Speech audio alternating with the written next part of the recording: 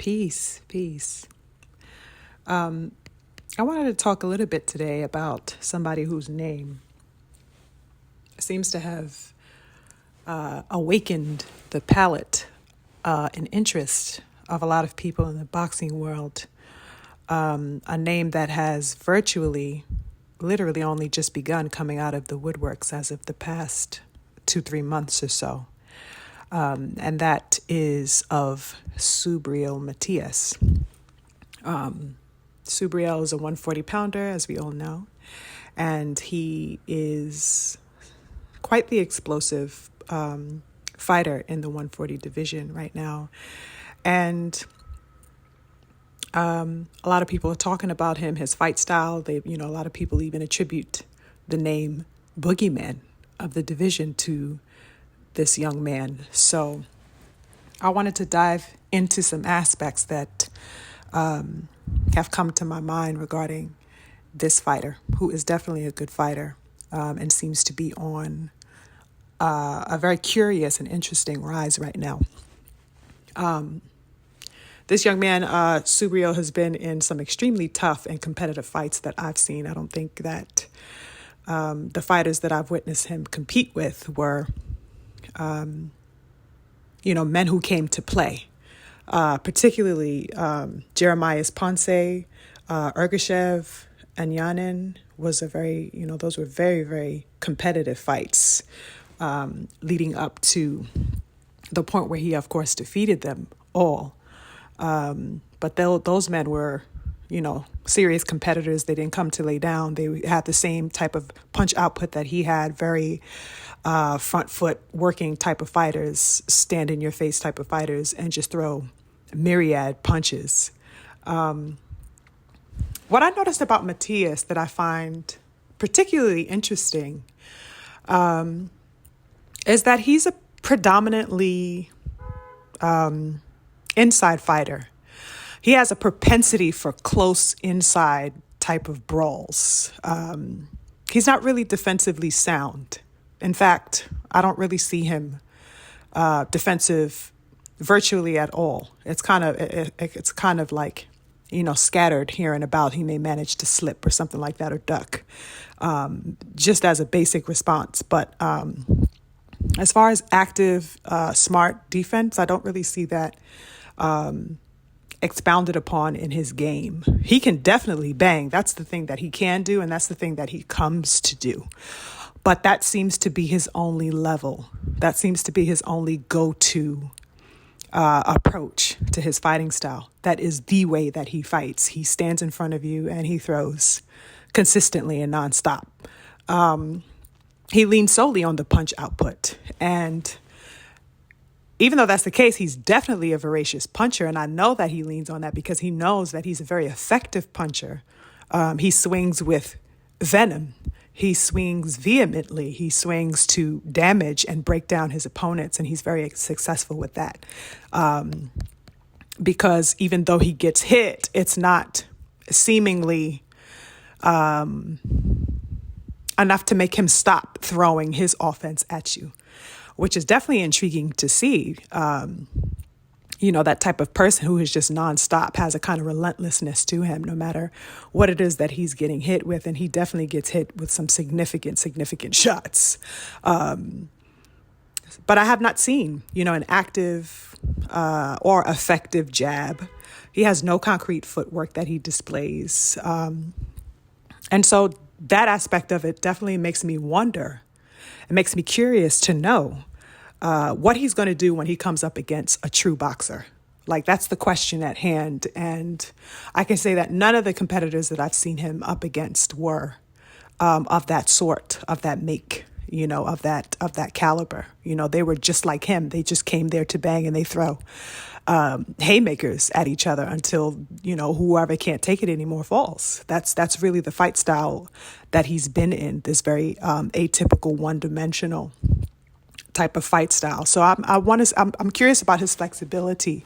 He's definitely a phenomenal puncher.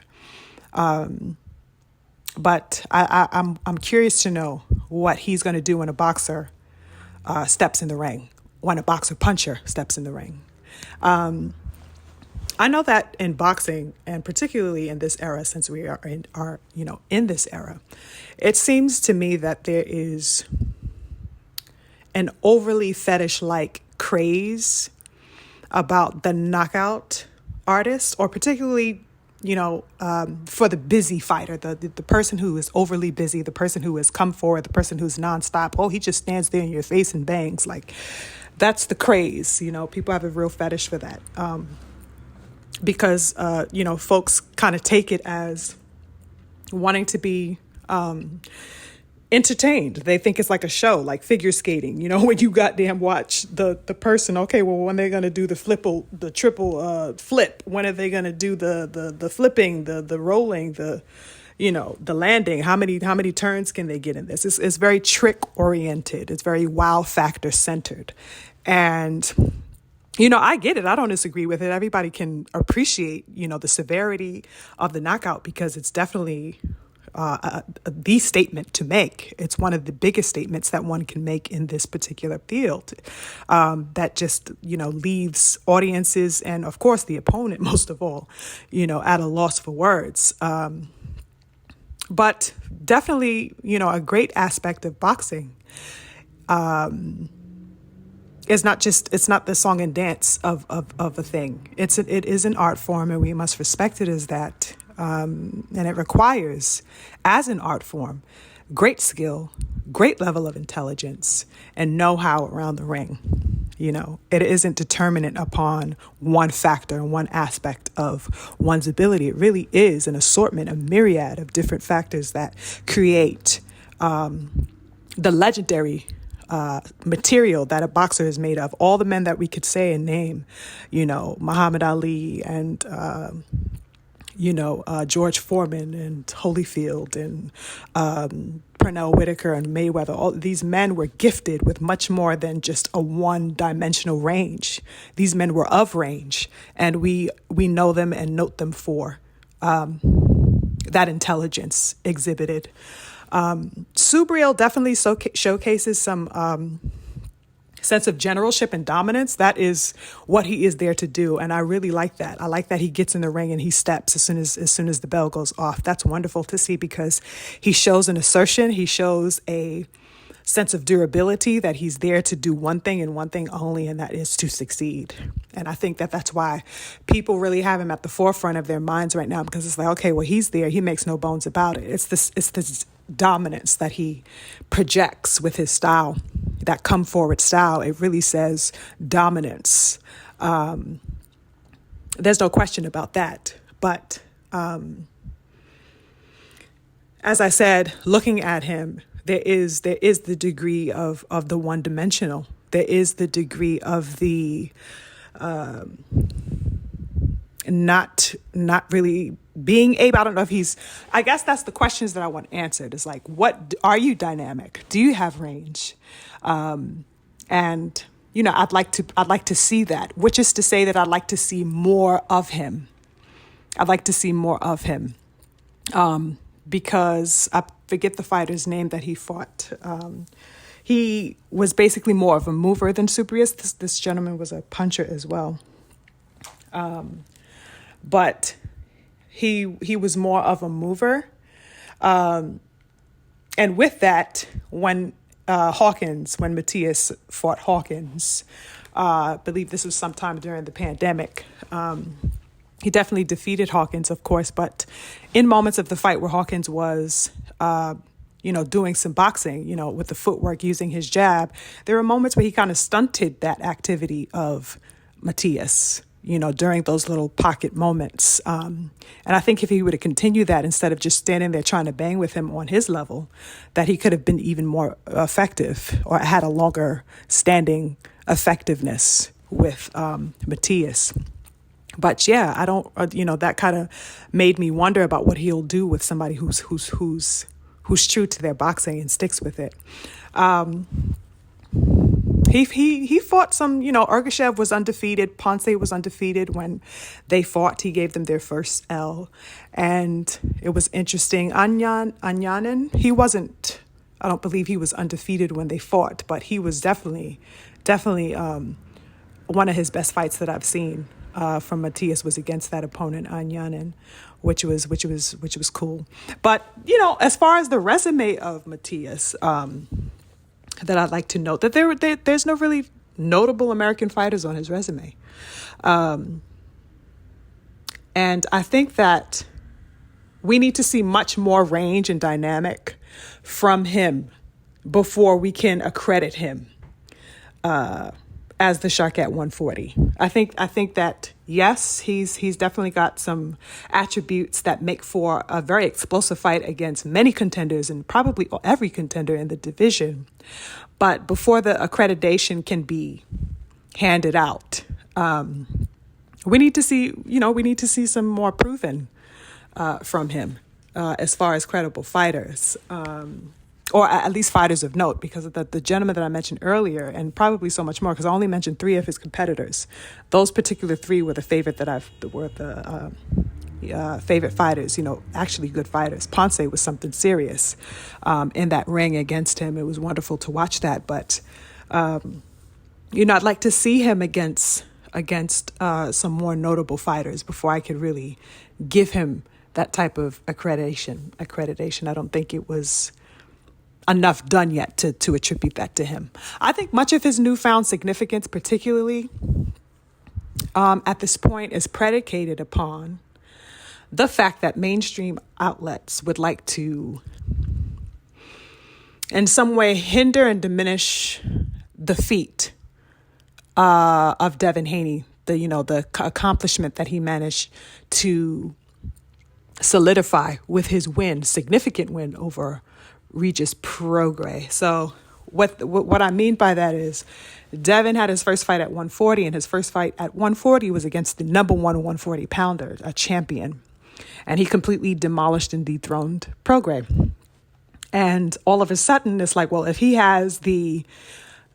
just took the head from the king at 140, or at least the number 1 ranked, which is, yes, it's the king, the man at the mountaintop at 140, what now? We have to, all of a sudden have somebody else, that's supposed to be the boogeyman, because initially it was Prograis, the hard hitter, the man that don't lay down for anybody, the man that had a debatable fight against, I forget that man's name. I don't know why it's not coming to me, but you guys know who I'm, Taylor. You know what I'm saying?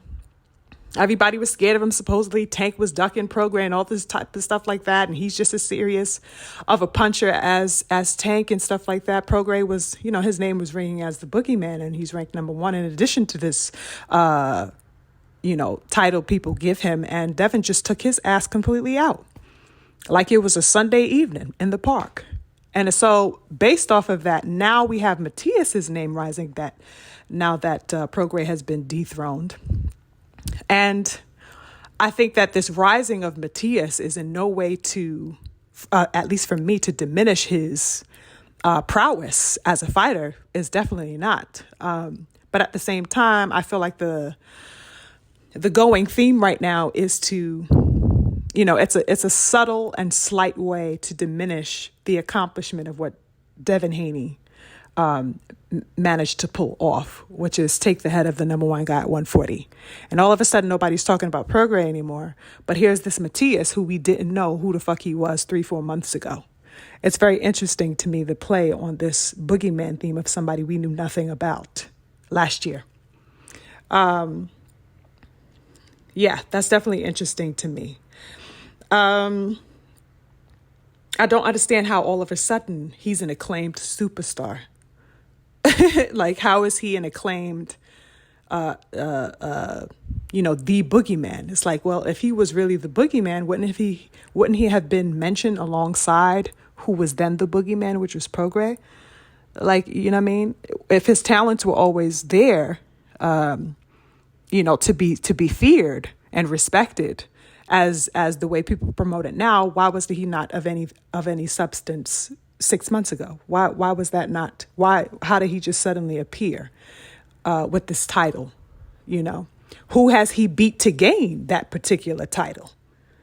You know what I'm saying? On what championship level has he exhibited the accolades to be attributed such a title? That's a question that we need to be asking. I know it's a going narrative right now, but we have to, sometimes narratives are set up to, formulate a basis of thought and construct your thought for you. And so you find yourself starting repeating things that you haven't even necessarily subscribed to, but that you've heard. And now here you are repeating it and passing it on. And now it becomes a thing just because so many people are repeating it. I don't operate that way. I look at it for what it is. I make a sound decision based on my own cognizance and my own input. And I posit my own outcome and conclusion based off of my own research and intel. And I think that's what we should be doing more of as a boxing community, as supporters of the sport, not just going with a going theme. I'd like to see the skill level of Matias at work against the likes of Gary Antoine Russell. Gary Antoine Russell, for me, oh, child, that is the fight to make at 140 that would allow me to see exhibited the range, if there is any range to give from Matias. I'd like to see that at work with the likes of Antoine Russell. He's a phenomenal boxer and a severe, heavy puncher as well. They've both been running a tirade at 140 for a great amount of time, and it would be excellent for the two to meet in the ring in the near future. Hopefully that's something that can be done sooner than later. That would be a tremendous bout. What? Two, heavy punchers, not afraid to, obviously Matias, that's what he does is bang. And certainly Antoine Russell, pulls no stops. When punches come his way, he knows exactly what to do. And they're both phenomenal at that pressure. But with the exception that Antoine Russell is a phenomenal boxer. Like, he knows what the hell he's doing. He's coming from the legendary Russell family line, where they're known for their skills, their speed, their precision, their fundamental knowledge from the king, Russell, their father. He passed that down to his sons. And Antoine is one of them ones for me. Like, that boy is something serious, and I'd love to see Matias up against that caliber, up against that elite boxing fundamental knowledge, sweet science knowledge. He hasn't fought anybody with sweet science knowledge to that degree and to that caliber stylistically. He just hasn't. So hopefully Gary Antoine Russell and he can get it popping. I believe there was some dialogue between them at some point, at least on some platforms. I believe it was Millie City did a interview with Gary Antoine, and he was like, that they can get it on at any time. And I guess they cross paths at some point, and he's fair game to make it happen at some point. And, I definitely back that fight. That's a phenomenal fight. So, yeah, Matias is definitely a dog. He's definitely a dog. He got the heart of a damn dragon. He's definitely a powerful fighter. He's definitely somebody to watch in the 140 division. It'll be great to see where he continues to go. I guess, of course, I can't mention Gary Antoine without mentioning the possibility that he may fight Devin Haney, which would be amazing at some point. But like I said, that's another true boxer that I'd love to see him in the ring with, because we have not seen the skills against the likes of that type of caliber of knowledge and intelligence, boxing intelligence. We just have not seen it. So, footwork, what is he going to do when he's up against superior footwork? What is he going to do when he's up against an intelligent jab? Like, what is he going to do, when somebody knows how to cut up the ring? What is he going to do? You know what I'm saying? Like, it's like when somebody has no problem at all fighting on the back foot. Like, no problem, actually comfortable on the back foot. Like, what are you going to do when all of these levels and then some are put into play against you in real time? What are you going to do when just standing straight in front of somebody throwing punches is ineffective because those punches are getting slipped and ducked and countered with a skill level that's beyond yours? Real talk. So we'll see. Matias is on the rise. His name is buzzing. Congrats to the king. But I definitely like to see more of him before I give him the title